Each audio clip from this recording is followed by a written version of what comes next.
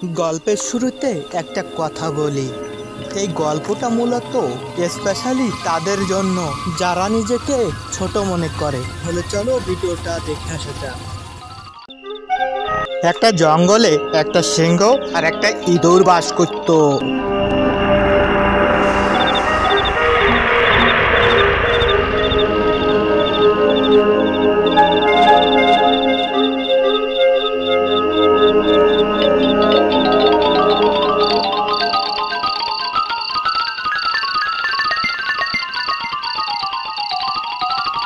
একদিন দুপুরের সময় অসহ্য ইঁদুরটা খেলাধুলা ছুটাছুটি করতে করতে সিংহটির গায়ের উপর পড়ল।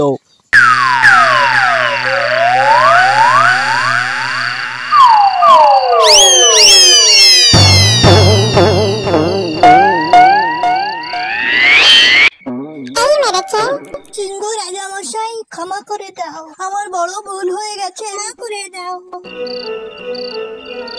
তুই আমার নিদ্রা ভঙ্গ করেছিস, আমি তোকে খেয়ে ফেলবো। না না, আমাকে খেও না, আমাকে খেলে তোমার খিদে মেটবে না নে। যদি তুমি আমাকে ছেড়ে দাও, আমি তোমার কোনো না কোনো দিন একটা কাজে লাগতে পারি।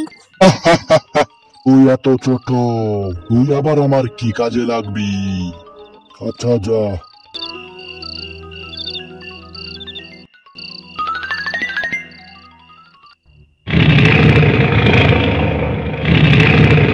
সিংহটি জঙ্গলে টহল দিতে দিতে একদিন এক শিকারীর জালে আটকা পড়ে আর চিৎকার করতে থাকে, বাঁচাও বাঁচাও বাঁচাও।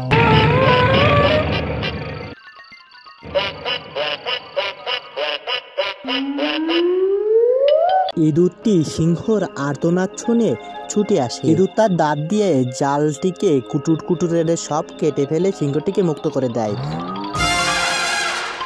এই কাহিনী থেকে আমরা যা শিখতে পারি বন্ধু লোক, এই যে কাউকে ছোট করে দেখা উচিত নয়।